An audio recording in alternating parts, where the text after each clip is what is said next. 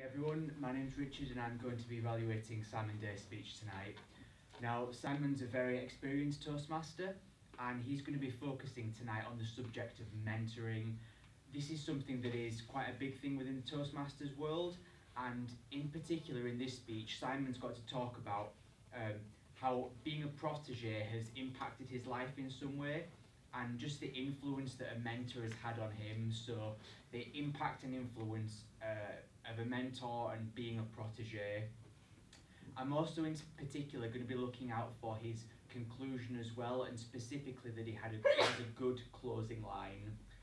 He's got 5 to 7 minutes to deliver this speech, and it's going to be called Piano Principles.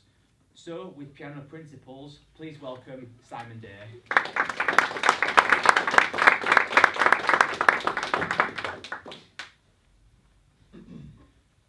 By raise of hand, how many of you have ever had a lesson on a musical instrument?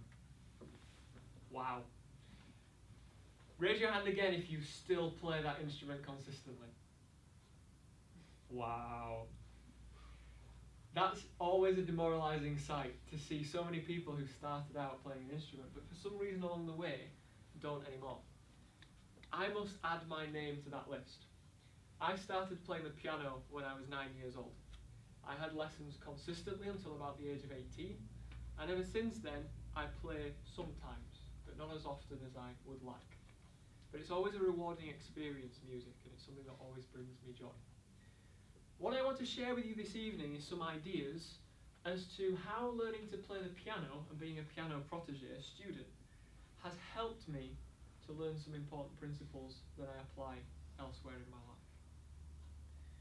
Principle number 1.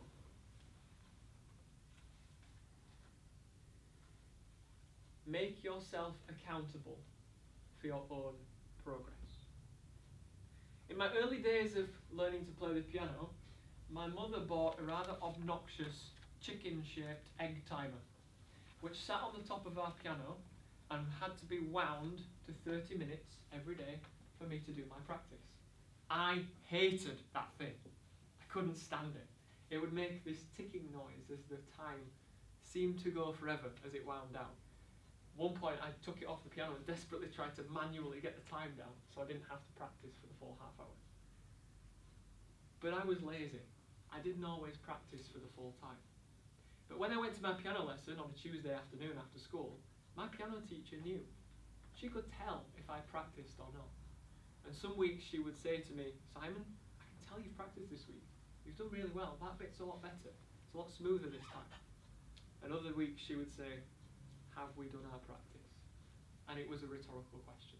Of course I hadn't done my practice. But I had somebody on my side, a mentor, a teacher, somebody that wanted me to succeed. And I made myself accountable to that person. If you want to succeed at anything in life, whether it's playing the piano or something completely different, make yourself accountable for your own progress. Find somebody and get them on your side. Because they will tell you when you've done your practice, and they will tell you when you haven't. And they will encourage you and they will support you along the way. Make yourself accountable. Get somebody that wants you to succeed. Principle number 2. One wrong note is not the end of the world. Everybody who's had a lesson on a musical instrument, I'm guessing, played a wrong note in that first lesson. I've played so many wrong notes in my time of playing the piano, but they have made me a better player. How many times in your life have you got something wrong the first time? How many things in your life now would you not be doing if you had got them wrong the first time? We drive cars. We tie shoelaces. We talk to people. We're in relationships. We're in jobs. At some point we'll have failed in a job interview. At some point we'll have failed an exam. At some point we'll have said an unkind word in a relationship. But if we gave up the first time we got it wrong, where would we be? Nowhere. So one wrong note is not the end of the world. At some point you will come home from a bad day at the office, or you will have got something wrong. You'll have made a mistake. You'll have done something to upset your partner, or your spouse, or a boyfriend, or girlfriend, or a friend. But that doesn't have to be the end of the world. Life is all about second chances. It's about new beginnings. So one wrong note doesn't have to be the end of it. Principle number 3. Subject your skills to ever-increasing examination. When I was learning to play the piano, there were grades from grade 1 to grade 8.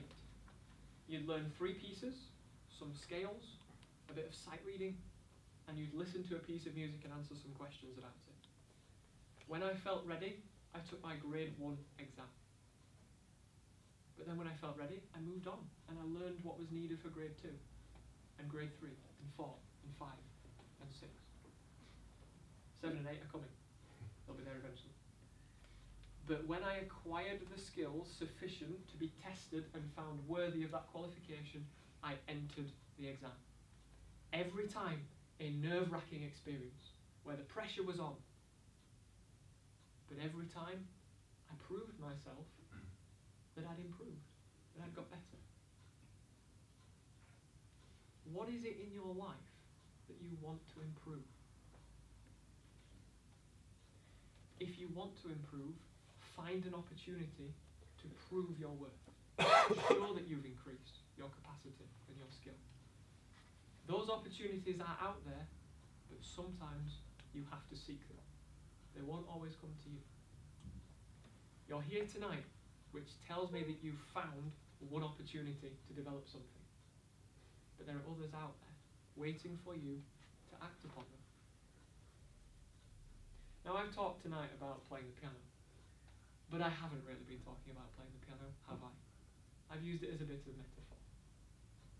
Whatever you want to do in life, get someone on your side. Whether it's stop smoking, train for an event, learn a new language, learn a new skill, go for a promotion, get somebody on your side that wants that for you.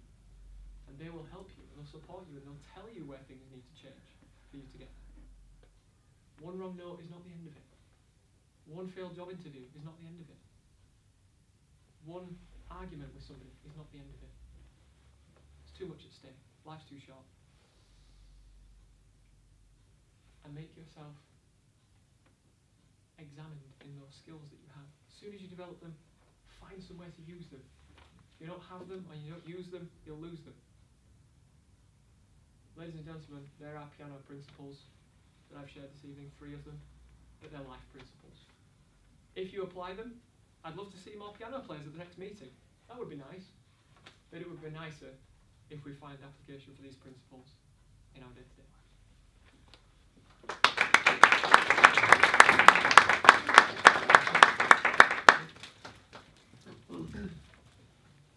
Now, as well as your agendas on your chair, you will find that you've got one of these slips. And